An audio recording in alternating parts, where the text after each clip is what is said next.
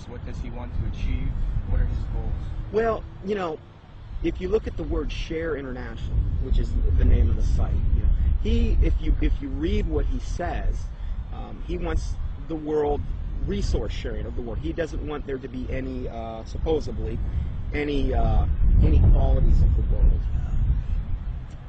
You know, you look at what he says that he is. He says that he is the Christ that the Christians are expecting, the Messiah the Jews are expecting, the fifth Buddha the Buddhists are expecting, Krishna the Hindus are expecting, and Imam Mahdi that the Muslims.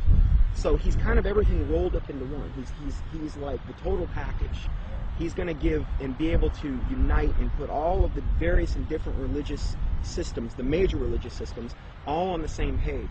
And the Bible says that when the Antichrist comes, he's going to come with all lying, power, signs, and wonders.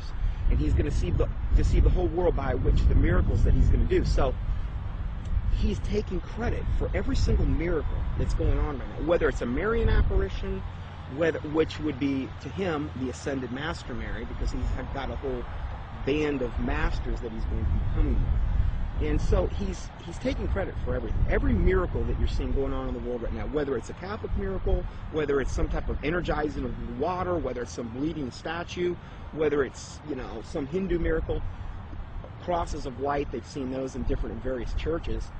He's taking credit for all of that. And I think what we're going to see and what he says we're going to see, in fact, I just read this in their last report, Benjamin Creme said also with the UFO sightings, he says they're going to increase up until the time when he makes his emergence. And he's going to come on the scene. He's going to be able to explain all of this. Really, again, they just try to knock off from the Bible as much as they possibly can.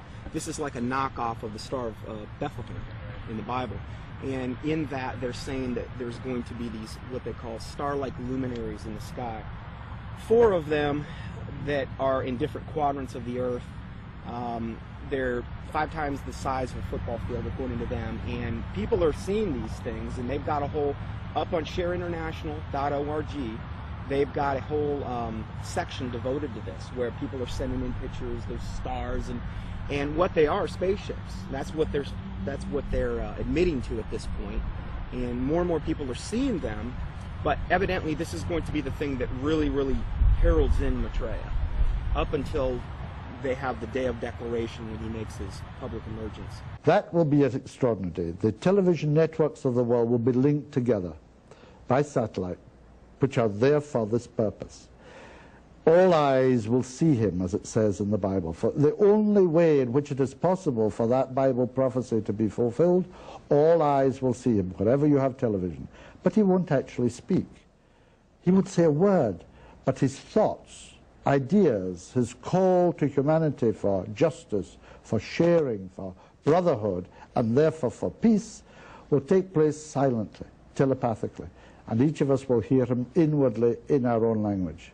And there will be hundreds of thousands of spontaneous miracle cures all over the planet. And in these 3 ways, you will know that that one is the world teacher. New Age expert and attorney Constance Cumby, author of The Hidden Dangers of the Rainbow, had stumbled onto this Maitreya figure in her research in the 80s. Her book, published in 1983, was the first book to give a full expose on Maitreya and Benjamin Creme. Constance Cumby also notes that Creme is a Luciferian by citing a WLAC radio interview, quote, "In a November 9, 1982 radio interview over WLAC, Nashville, Benjamin Creme told the entire Bible Belt that Lucifer came to planet Earth from planet Venus 18.5 million years ago and made the supreme sacrifice for us," unquote. Constance Cumby had direct contact with Benjamin Creme face-to-face in Detroit, Michigan. This is where Benjamin Creme spoke to a packed crowd November 4th, 1981. And Bread for the World was out there, had tables, Oxfam, every group you could think of was sitting out there. They were passing out brochures. The brochure is reproduced in both of my books. Benjamin Creme came in. He opened, he gave some kind of a hand signal that looked something like that. And I thought at first he was waving to somebody, but the crowd appeared to flip into a trance. And then he started speaking, and he was rotating his head. I can't even come close to. It was as close to a 180-degree spin of a head as I've ever seen. How his head didn't snap off, I'll never know. And then he started talking and laying out what they were doing, and the crowd was thoroughly under several degrees of hypnosis. I knew many people in that crowd from political circles and social circles in Detroit for many years, and I talked to some of them, and the common denominator was they had all been through one kind of mind control course or another, one type of New Age class or another. I talked to a fellow behind me, Al Banks, and I said, he was a film producer doing much of what you're doing now. And I said, Al, I know what I'm doing here tonight. What are you doing here? And he said, because, Connie, he said, I'm taking a course in Miracles at Unity. He said, I've joined you, required to take a spiritual growth class. I've taken a course in Miracles. It was a class requirement that we be here tonight. And then he said, you know, Connie, I would have thought a progressive person like you would have joined Unity a long time ago. Well, then I started explaining to him exactly why I haven't. And he, like, snapped, the glaze snapped off his eyes for a little bit. He thanked me for telling him. And then Krem came in and started doing his thing. And at the end of the evening, they had been promised an appearance by Maitreya the Christ, channeled through Benjamin Krem himself, that Maitreya would speak through Benjamin Krem. And Benjamin Krem asked everybody to join in the recitation of the Great Invocation. I told the woman standing next to me, I will not say the Great Invocation with you. I will say my own prayer. And she was a nice little prim, proper looking black lady, could have been active in any Black Baptist church in Detroit from her appearance. And she said, no, that's all right, honey. We all have our own paths to God. And I said, the reason I will not say the Great Invocation with you, the scriptures clearly said that the Antichrist would come denying that Jesus was the Christ. I said, Benjamin Krem has denied it all evening and said Jesus was not the Christ and this Maitreya was. And the woman said what Benjamin Krem had said. She said, there's been many Christs. I said, there's been one, and his name is Jesus. And people turned from rows around and looked at me like I was crazy. And so then Benjamin Krem came in, and he started the nearly close to 180-degree spin of his neck again. And the crowd's hypnotic trance appeared to deepen, and he started out from the point of light within the mind of God, may light spring forth ever. And I went nice and clear, and I'll tell you, the acoustics in that building are wonderful. I said, Our Father, who art in heaven, hallowed be thy name. Thy kingdom come, thy will be done. And I did that each and every stanza. And they got down to the last part, said, may light and love and power fulfill thee plan on earth, and may it seal the door where evil dwells. And I said nice and loud and clear, I said, may Jesus Christ return to earth and end the evil present in this room tonight. Well, the funniest thing happened, or may I say it did not happen. Benjamin Krem stood there.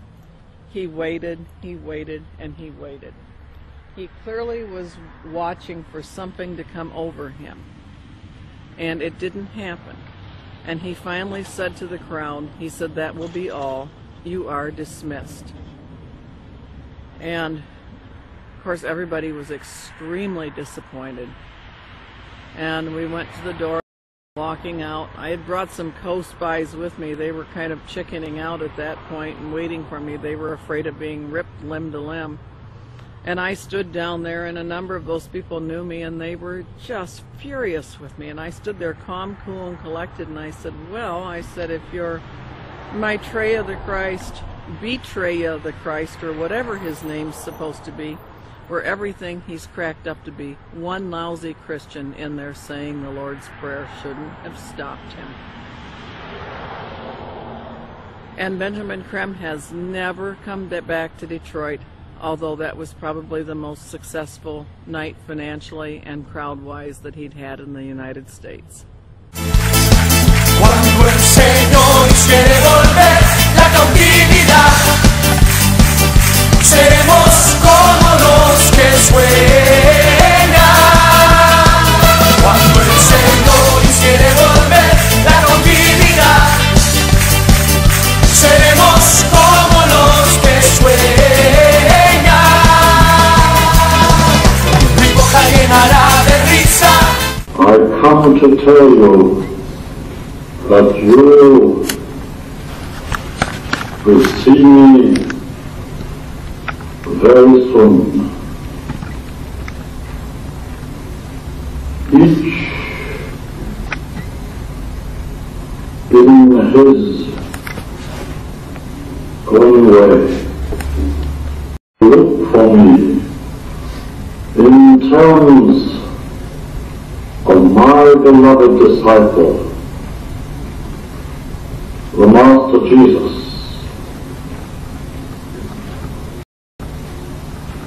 Will find his qualities in me.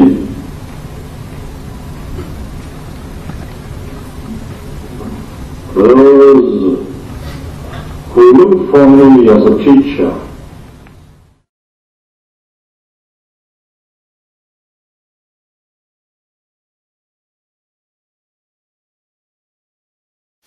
I am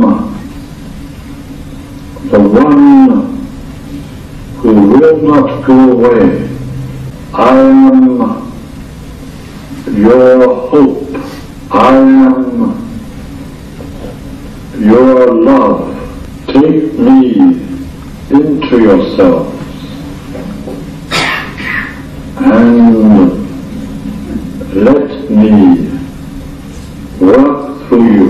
Allow me to manifest through you.